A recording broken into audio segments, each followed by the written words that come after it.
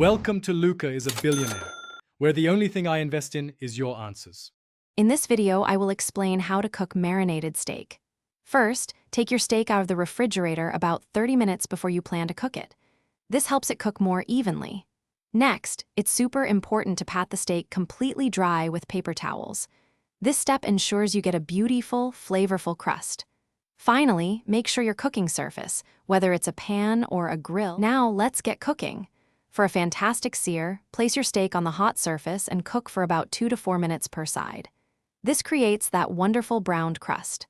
After searing, reduce the heat to medium and continue cooking, flipping the steak every 1 to 2 minutes.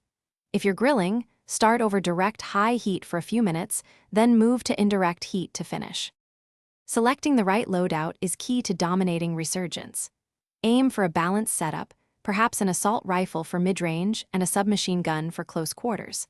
Perks like Overkill allow for 2 primary weapons, while Ghost keeps you off enemy radars. Don't forget your lethal and tactical equipment.